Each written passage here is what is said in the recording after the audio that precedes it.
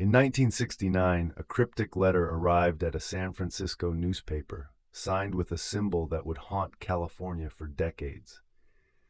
It was just the beginning of a chilling cat-and-mouse game with a killer who reveled in chaos and confusion. The Zodiac Killer, an unidentified serial killer who operated in Northern California in the late 1960s, became infamous not only for his brutal crimes, but also for his chilling correspondence with the media and police. His first confirmed murder occurred on December 20th, 1968, when high school students Betty Lou Jensen and David Faraday were shot near Vallejo. But it was his brazen letters, starting with one sent to the San Francisco Chronicle on July 31st, 1969, that turned him into a legend of evil. In that letter, he claimed responsibility for the murders and included a coded message, tantalizingly challenging anyone to decipher it. The Zodiac's taunts did not just instill fear, they turned him into a figure of fascination, leading to an obsessive pursuit by law enforcement and amateur sleuths alike. Who was this man, and what drove him to commit such heinous acts, while simultaneously inviting the world to join him in a twisted game? Before the Zodiac Killer's reign of terror, the victims were ordinary people. Betty Lou Jensen and David Faraday were just teenagers, filled with dreams and hopes for the future. They had gone out for a night to enjoy each other's company, blissfully unaware of the horror that awaited them. Their bodies were found the next day, and the police were left with few clues. As victims continued to fall in the months that followed, including the couples Darlene Ferrin and Michael Mageau and later, Cecilia Shepard and Brian Hartnell, the pattern emerged. The killer targeted young couples, often in secluded areas, and left behind a scene of chaos. It wasn't just the murders that gripped the nation. It was the Zodiac's ability to elude capture, his confidence in communicating with the media, and his unsettling pleasure in the fear he instilled. With each letter, he seemed to expand his notoriety, and with it, the police's frustration grew. It was a game, and he was winning. But as the letters became more complex, so did the questions surrounding his identity. The investigation into the Zodiac Killer was a monumental task, involving multiple law enforcement agencies across California. As the letters continued to pour in, investigators were tasked with deciphering the codes and identifying any potential leads.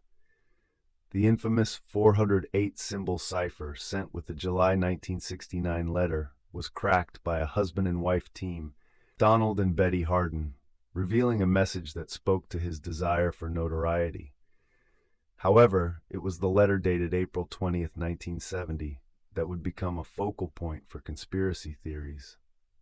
In this letter, the Zodiac claimed he would kill again and taunted authorities, stating he had a little list of potential future victims. The police were on high alert, but their efforts were hampered by the Zodiac's cleverness. He would send letters from various locations, often making it impossible to trace him. Not only did he have a method to his madness, he was always several steps ahead. But what investigators discovered next changed everything. A clue hidden within one of his letters would lead them down a rabbit hole of theories about his true identity. As investigators delved deeper into the Zodiac's correspondence, the focus shifted to a letter dated March 13, 1971, which seemed to include a tangible clue about the killer's identity. In this letter, the Zodiac provided details about a crime he claimed to have committed, but the most intriguing aspect was the inclusion of a symbol that resembled a crosshair. Conspiracy theorists speculated wildly about the meaning behind this symbol. Some believed it was a direct indication of his next target, while others suggested it was a reference to his military background. Theories about the Zodiac's identity ranged from local suspects to those who lived in the vicinity of his crime scenes, each with their own motives and psychological profiles. One suspect, Arthur Lee Allen, emerged as a person of interest due to his criminal record and prior convictions. However, Despite being frequently mentioned in connection with the case, investigators could never definitively link him to the Zodiac's letters or crimes. Each theory seemed plausible, yet none could bring them closer to a resolution. The enigmatic killer remained just that, enigmatic.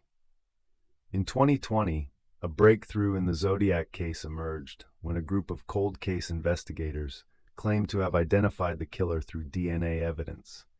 They suggested that the Zodiac Killer was Gary Francis Post, a deceased serial killer. This revelation sent shockwaves through the true crime community, reigniting interest in the Zodiac case and the letters that had haunted California for decades. Poste had a history of violent crime, and his physical resemblance to police sketches was uncanny. However, this claim was met with skepticism, as many felt that without concrete evidence tying Poste to the Zodiac letters, it remained speculative.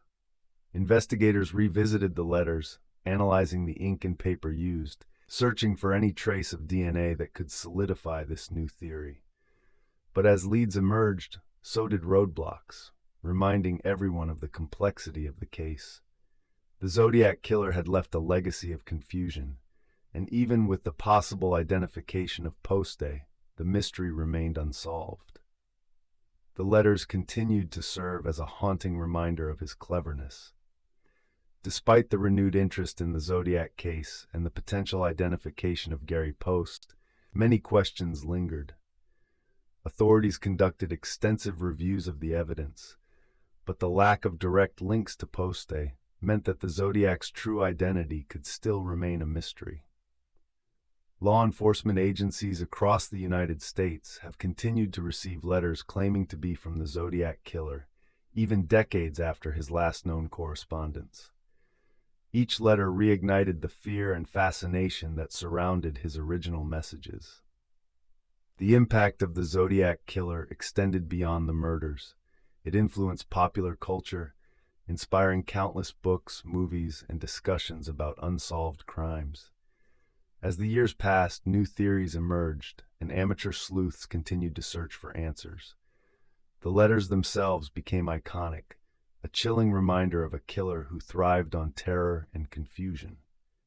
In 2021, the Zodiac Killer case was officially reopened, with a promise from authorities to pursue every lead, no matter how cold.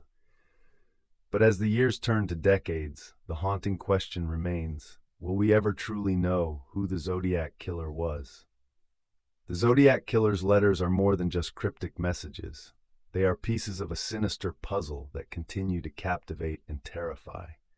As time passes, the urgency to uncover the truth only heightens. Families of the victims still seek closure, while the public remains fascinated by the enigma of the Zodiac. Each new lead or discovery is met with hope, only to fade into disappointment. The symbols, the codes, and the taunts have become ingrained in the fabric of true crime lore. What drives a person to commit such acts and then take pleasure in the fear they instill? As investigators chase shadows, the chilling reality is that the Zodiac Killer may walk among us, hidden in plain sight. The case may be cold, but the darkness never truly fades. Will the truth finally emerge, or will the identity of the Zodiac Killer forever remain a chilling mystery that eludes us?